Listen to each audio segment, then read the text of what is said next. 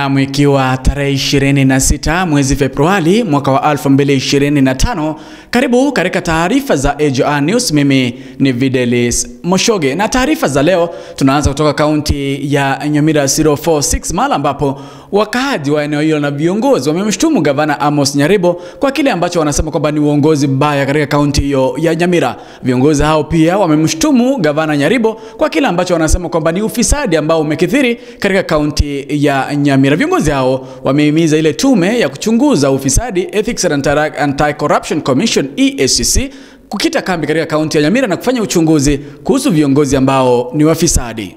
Masinyani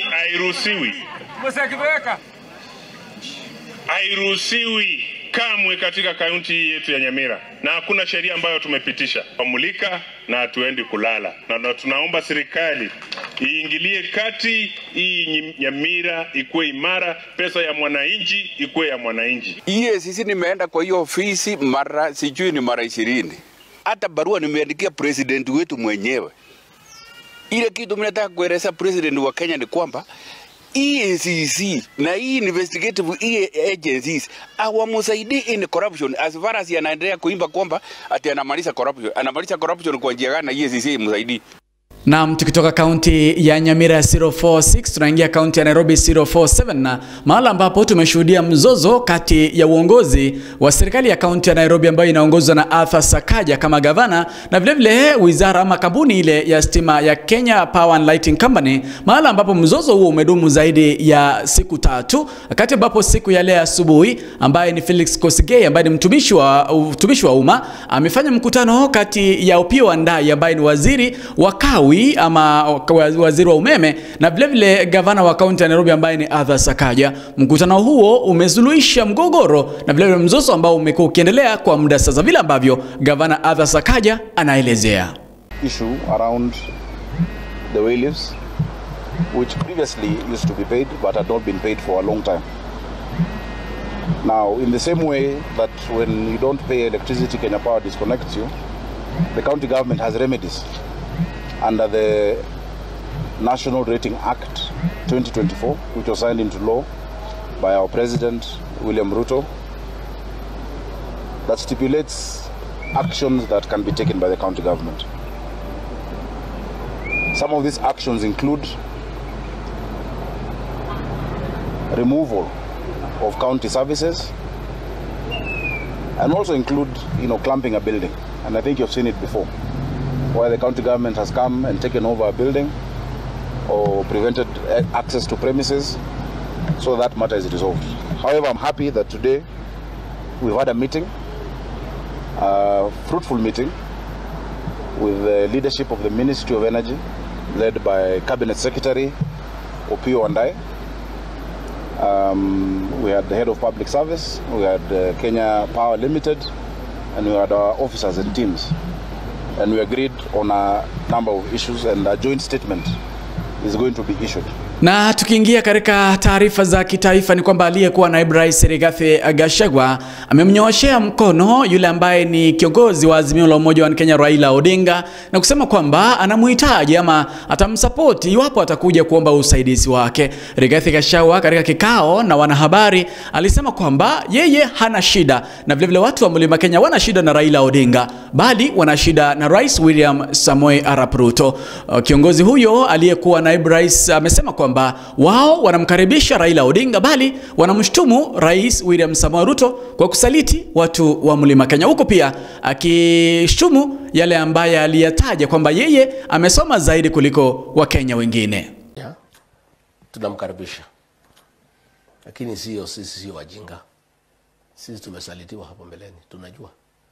Sisi tuko macho, sisi hapana wajinga.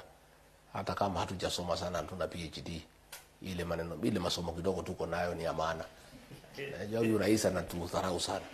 Dharau wa Kenya, sema hakuna PhD, hakuna nini. Lakini ukiangalia hii PhD yake, ile shimo ameweka Kenya, unashindwa hii PhD ni ya kazi gani? Hata Wakenya wanasema hii PhD hatutaki mtu kuna PhD tena.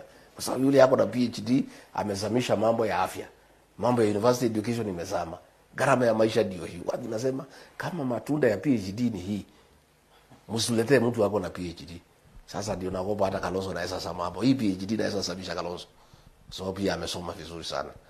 Lakini tunasema sisi hatujasoma sana, hiyo rais anasema, lakini ile masomo kidogo tuko nayo na ile maarifa kidogo Mungu ametupatia, tuko rada sana. Hakuna mtu anaweza kuja kutuharibia ama atuchenge. Raila akitaka kuja atakuja, tutaketi na yeye, tunamjua, tunamuelewa, tunaona vile tunaweza kaa na yeye. Lakini ninataka kuhakikishia wewe, we are wiser, we are very clear, we are very alert that nobody can play around with us, and the formation hii yetu ya kuokoa Kenya lazima tukue waangalifu zaidi. But we are saying he's a Kenyan. If you want to come, we are open for discussion and we can work together. Katika taarifa hizo za kitaifa ni kwamba msemaji wa serikali Daktari Isaac Mwaura amejitokeza na kutetea serikali kwa yale ambayo inafanya, akisema kwamba projects za serikali ambazo imezundua kutoka maeneo tofauti zitakamilika, huku pia akiwashtumu wale ambao wanapinga miradi ya serikali. Inuka, Kenya itasimama, Kenya itanawiri kwa umoja na uzalendo. Mimi ni Mkenya mzalendo. Je, wewe?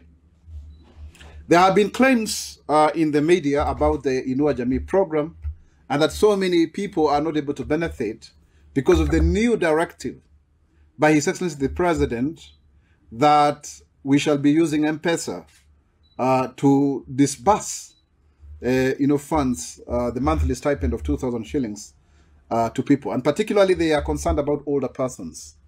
This program covers 1.7 million Kenyans. Na tukimalizia ni kwamba Rais William Samoei Ruto anaendelea na ziara yake eneo la pwani ya Kenya siku ya pili leo. Yupo katika kaunti ya Kilifi, mahali ambapo anaendelea kuzindua miradi tofauti ya maendeleo katika eneo hilo, huku pia akiwaahidi wenyeji wa eneo hilo kwamba hawatabaki nyuma katika maendeleo ya nchini Kenya. Ya mahali ambapo wananchi wanaishi na hawana title deed na ni masquota, wengine wako na title deeds. Na tumekubaliana mwaka wa kumalizana na hiyo kazi ni mwaka huu wa 2025. Mko tayari ama mko tayari? Na katika michezo ni kwamba Wizara ya Michezo kwa ushirikiano na FKF wamesema kwamba watashirikiana kuhakikisha kwamba wanapandisha viwango vya michezo nchini Kenya. Wamesema kwamba watahakikisha uwanja ama nyanja zimetengenezwa vizuri, na vile vile kunacha ama kutengeneza na vile vile kusupport talanta za vijana ambao wanajikuza ama kujikita katika michezo mbali. Seamless operation of ensuring that we prepare our athletes, including football teams in the country. We are both looking into infrastructure. We are also looking into the preparation of the teams. And I think this specific tournament happening here in Ulinzi today is a testament that we are ready for any international tournament in this country. Taarifa za biashara Ruth Nyanchama ameziandaa, atakupasha. Mimi ni Videlis Moshoge.